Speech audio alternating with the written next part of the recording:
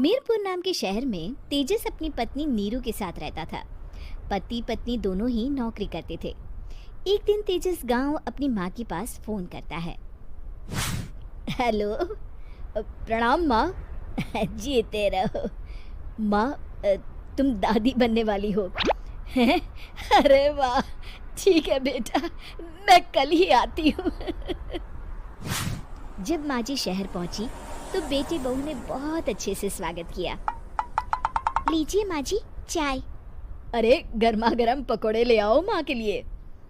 नीरू रसोई में गई और 2 मिनट में ही पकोड़े ले आई।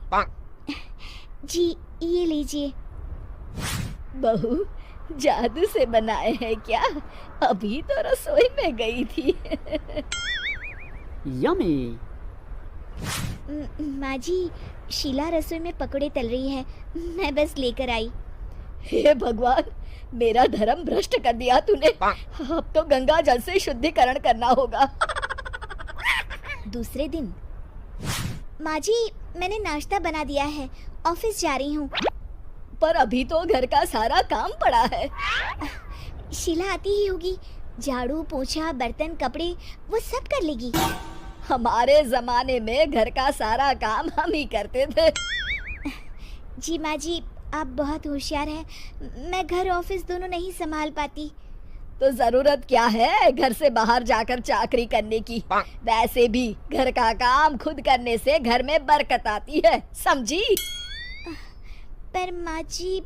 पर वर कुछ नहीं, इस महीने की पगार मिले फिर ऑफिस बंद है। हाँ। रात को नीरू तेजस से कहती है, सुनिए जी, माँ जी बोल रही थी कि मैं नौकरी छोड़ दूं। वैसे ठीक ही तो है, अभी तुम्हें आराम की जरूरत है। फिर भी आराम कहाँ, शीला को छुड़ाने के लिए बोल रही थी। तो अब 24 घंटे में इतना काम तो कर ही सकती हो। पर जॉब पसंद है मुझे, घर पर मन नहीं लगेगा।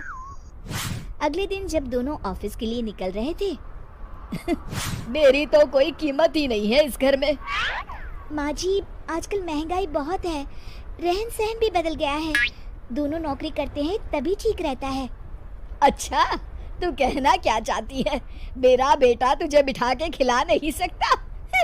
तू ही इस घर का खर्च चला रही है, हैं? नहीं माँ जी, मेरा वो मतलब नहीं था। मतलब खूब समझती हूँ, ये बाल धूप में सफेद नहीं किए मैंने। हाँ। अब तो ये रोज का काम हो गया था। तेजस भी रोज की झिकझिक से परेशान हो गया था। एक दिन उसने कहा, नीरू, वैसे भी तुम्हें मैटरनिटी लीव मिलने वाली है, तो अभी से ही छुट्टी ले लो। पर क्या, मेरी सैलरी अच्छी खासी है। आखिर नीरू ने रिजाइन कर दिया। जब बच्चा हुआ तो घर में सब बहुत खुश हुए। कुछ दिनों बाद तेजस फाइल देख रहा था। क्या हुआ तेजस, कुछ परेशान लग रहे हो?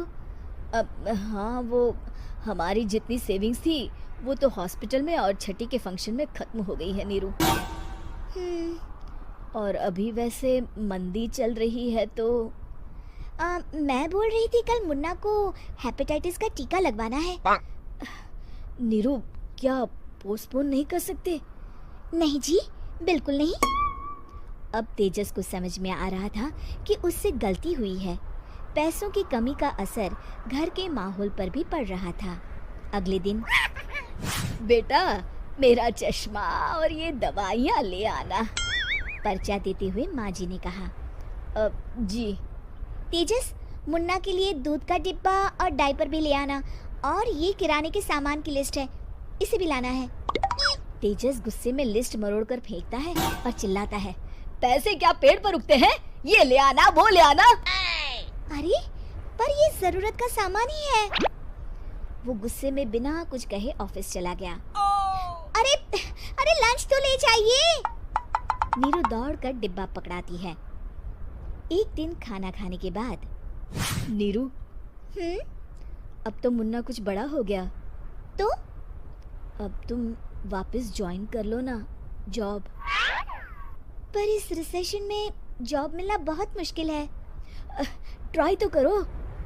फिर मुन्ना? माँ जी है ना, और एक फुल टाइम मेड भी लगा लेंगे। पर माँ जी उन्हें तो पसंद नहीं। तभी माँ जी वहाँ आ जाती है और प्यार से नीरू के सर पर हाथ फेरते हुए बोलती है, अब मेरी समझ में आ गया बहू, पहले के और अब के समय में अंतर है। तुम काम शुरू करो, मुन्ना की जिम्मेदारी मेरी।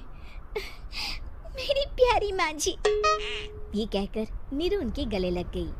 शिक्षा, परिवर्तन संसार का नियम है, हमें भी समय के साथ चलना चाहिए। उम्मीद है कि आपको हमारी ये कहानी पसंद आई होगी। कृपया हमारे चैनल को सब्सक्राइब करें और सभी अपडेट्स के लिए बेल आइकन जरूर क्लिक करें। और हाँ, वीडियो लाइक और शेयर करना मत भूलिएगा। Bye bye.